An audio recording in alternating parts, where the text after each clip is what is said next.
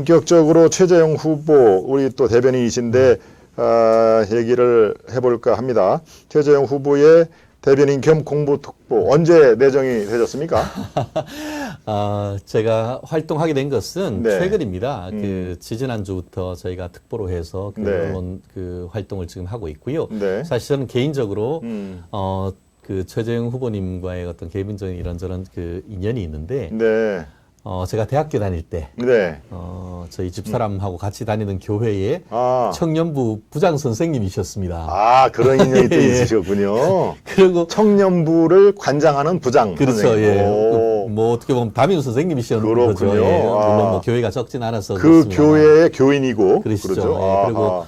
또 이번에 지금 후원회 그 네, 회장하고 있는 강명훈 변호사님. 변호사님도 아하. 같이 그때는 이렇게 그 목발을 하고 네. 이렇게 그래도 그 다니셨는데 최근에 뵀더니만 연세도 드시고 네. 요즘은 휠체어로 휠체어로. 다니고 아하. 있으시더라고요. 그렇군요. 아하. 그러고 나서 제가 정말 개고생 끝에 정말 아직도 왜 붙었는지 모르는 사법시험을 합격하고 사법연수원을 갔더니만 아하. 이 부장 판사가 되셔가지고 또 거기 사법연수원에 지도 교수님 지도교수로. 예. 아, 최재형 원장께서 지도교수 할 예, 때 예, 예. 거기에 연수 예, 사법연수원 원서에 선생님. 그런 또 인연이 그런 있으시군요. 인연이 있어서 예. 저도 이제 뭐 아, 그 정도면 뭐 꼼짝말 안 해요, 지금.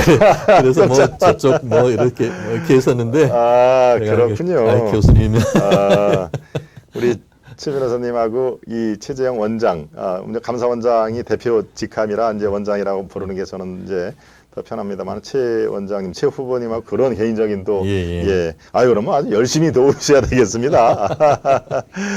예, 그 사이에 우리 김비서님이 국힘당 당 대표는 뭐 하는지 궁금합니다. 예, 또 이준석 이럴 때 쓰는 말이 이준석 대표의 의문의 일패인가요? 이준석은 가만히 있는데 여기서 당 대표는 도대체 뭐 하는지. 예, 제가 어제 그저께 김동원의 하이파이브에서 말씀드렸죠. 예, 이준석이 지금 잘 못하는 게 두 가지를 제가 지적을 하면서 이 대여투쟁 그것을 원내대표한테만 미루고 본인은 그 대여투쟁을 안 해도 된다라고 하는 인식 자체가 그건 잘못된 인식이다라는 것을 제가 따끔하게 여러분과 함께 지적을 했습니다. 역시 수려한 달변이십니다. 이해가 쏙쏙 됩니다. 우리 또 김인숙님이 아주 이렇게 덕담을 해 주셨습니다. 고맙습니다. 자, 이제 최재형 캠프로 이 마이크를 넘어가 보겠습니다. 요즘 캠프 분위기 어떻습니까? 마냥 해피하지는 않을 것 같은데 어떻습니까? BTS의 불타오르네. 불타오르네. 네, 지금 아직까지 그 최근에 이제 그 출마 선언하신 이후에 어떻게 보면은 정치에 입문한 이후에 지지율이 조금 답보 상태인 건 맞습니다만 그 불타오르기 위한 숨고르기다 이렇게 좀 말씀을 드리고 싶습니다. 예. 이번 주 월요일 오전 9시에 네. 그 우리 당내 경선에 1번으로 그 예비후보 등록을 했습니다. 아하. 예, 그렇게 네. 하고 바로 요즘 제일 문제가 뭡니까? 우리나라에서 코로나 지원을 할 만큼 자영업자들이 죽을 지경입니다. 그렇습니다. 예. 그래서 지금 후보 등록하신 다음에 명동에 있는 자영업자들을 찾아가서 현장의 그 아픔과 어려움을 좀 청취하는 그런 일정을 했습니다. 그리고 나서 이제 그 광주로 내려가서 5.18 묘역에 참배도 하고 그렇죠. 네. 이제 중도 외연을 확장하기 위한 그 노력을 굉장히 많이 하고 있습니다. 실제 그 최재형 이렇게 하면은 그 우리가 마케팅적 용어로 탑 오브 마인드 딱 최재형 하면 떠오르는 것이 뭐냐 하면은 어떤 법조인으로서의 반듯한 이미지, 애국심, 또 어떻게 보면은 희생, 헌신, 또 자기 그 두 명의 자녀를 이제 입양하고 있는 그런 어떤 아빠로서의 그 든든함 이런 부분이 있지 않습니까? 네, 그런 그렇습니다. 부분이 예. 어떻게 보면은 이게 좀 그 힘들고 어려운 사람들을 다 안을 수 있는 어떻게 보면 우리나라의 그 이번 정부 들어서 어떻게 보면 9대1, 8대1로 계속 나누어 가지고 정부를 분열시키고 이렇게 하는 것을 오히려 보듬고 어떻게 보면 치유할 수 있는 그런 리더십이 사실은 많이 떠오릅니다.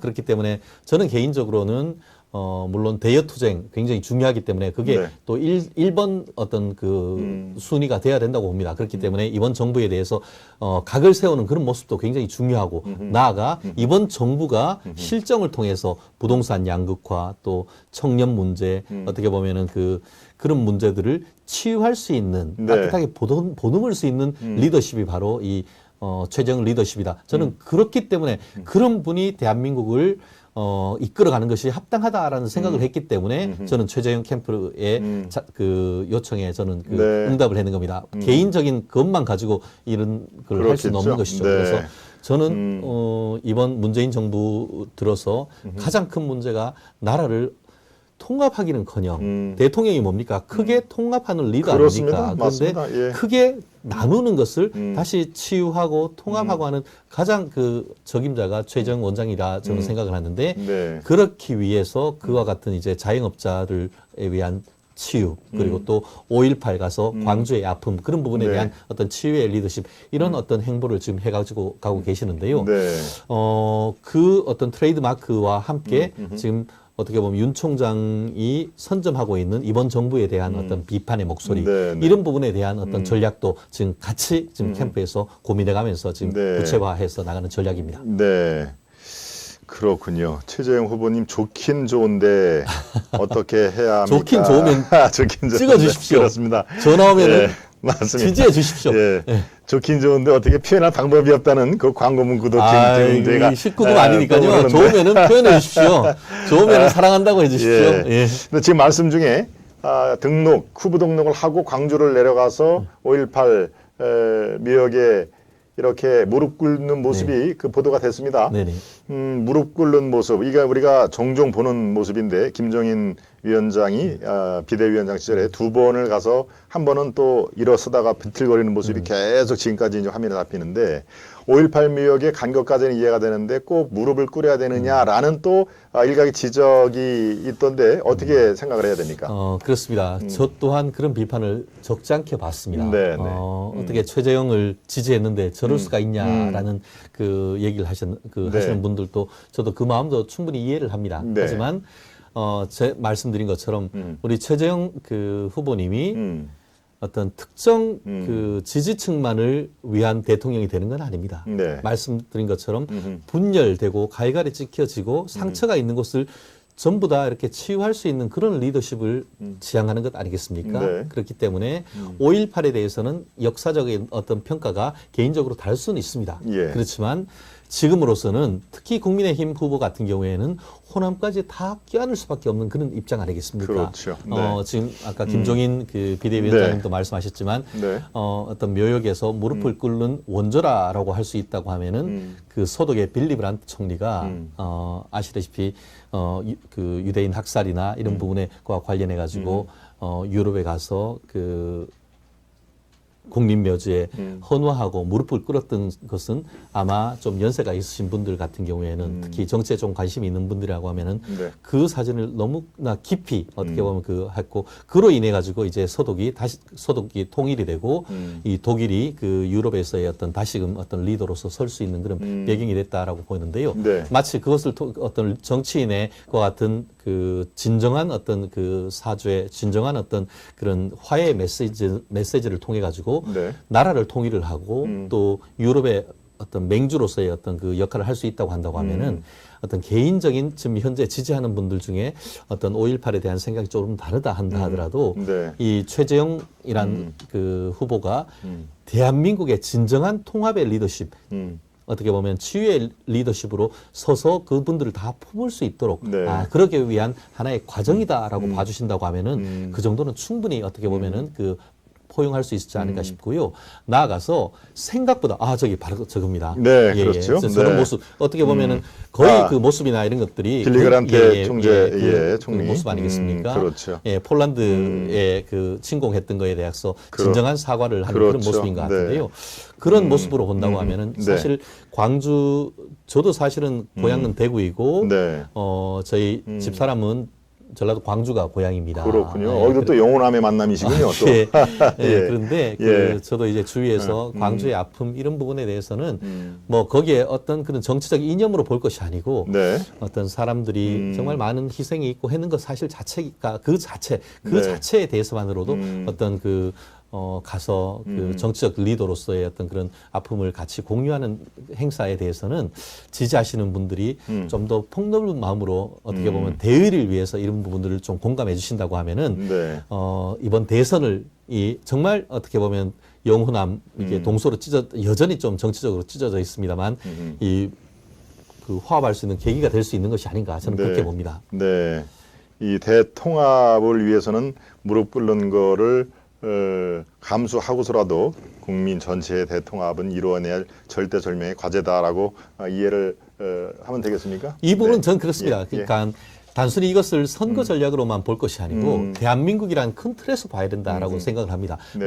만약에 음.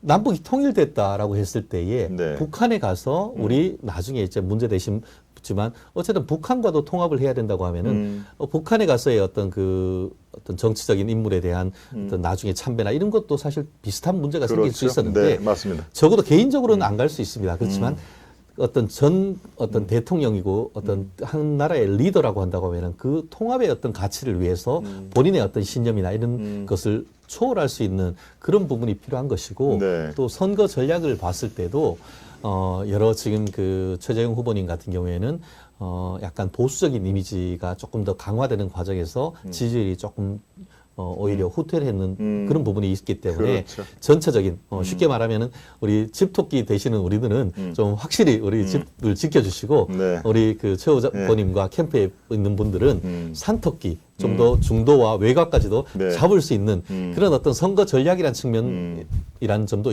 있다는 점을 좀 이쁘게 봐주신다고 하면은 네. 최 후보자님한테 큰 도움이 되지 않을까. 네. 플러스 여기서 네, 그렇습니다. 후원도 해주시면은 후원도. 정말 감사하겠습니다. 예. 그러잖아도 저 산토끼 한 분이 내려오셔서 오직 예수 항상 감사한 믿음 아마 교인이신 모양인데요. 참고로 네. 그 우리 최재형 원장님이 다니시던 그 신촌 장로교회 네. 크게 쓰여 있는 예. 문구가 오직 예수입니다. 아하, 오직 예수. 제가 그렇군요. 정말 십몇 년을 보고 살았는데 혹시 예. 그 교회 교인 아니신가 그러실 모르겠는데. 수도 있겠네요. 왜냐면요 최재형 후보만이 이 아사리판 정치판을 해결하실 것 같습니다. 아주 확실하게 나오시네요. 예. 정권에 빚이 없습니다. 정권 교체를 넘어 정치 교체로 가야 합니다. 정치 교체라는 것도 지금 최재형 맞습니다. 후보의 키워드입니다. 그러죠? 키워드죠? 네네, 맞습니다. 그러면 말 나온 김에 정치 교체, 정권 교체와 어떤 면에서 그 차별화가 되는지를 간략히 설명을 좀 해주시죠. 결국 어떻게 보면은 작게는 이번 선거가 정권 교체를 해야 된다라고 네. 얘기하고 있고 네. 윤석열 캠프에서 하는 말씀인 것이죠. 그렇죠. 윤석열 캠프는 이번 정권 자체가 어떤 문제가 있기 때문에 정권을 교체를 해야 된다라고 반드시 문재인 정권을 종식을 시켜야 된다. 종식시켜야 된다는데 그거는 당연하고 음흠. 그거보다 조금 더 큰 통합을 이뤄내야 된다. 네. 지금 최재형 후보님이 얘기하시는 게 그건 네. 아닙니까? 나는 이 정부에 빚이 없다. 음흠. 사실 윤석열 총장 같은 경우에는 저도 개인적으로 심적으로는 의샤하기를 바랍니다. 그렇지만 네. 상대적으로 최재형 후보님과 비교를 했을 때에 네. 어떻게 보면은 그 일개 부장 검사였었는데 졸지에 그렇습니다. 몇 단계를 뛰었죠? 예, 네. 그거를 서울 그 중앙지방법원은 지검장. 그 고검장 자리였습니다. 근데 바로 보내려고 하니까 그거를 이게 너무 직급이 높다. 그래서 그걸 지검장 낮춘 자리로 거죠. 낮춘 그렇죠. 다음에 거기에 했고 완전히, 그 다음에 예. 정말 승승장구해가지고 그렇죠. 검찰총장까지 되신 것 아니겠습니까? 그렇습니다. 예. 그렇기 때문에 그러한 점에서 물론 이제 본인이 검찰총장을 하면서 이번 정권에 굉장히 많은 탄압이 있었고 그것을 온몸으로 막아냈던 것은 맞습니다. 네. 그렇지만 지금 그 여당이 지금 거는 프레임이 그거 아닙니까?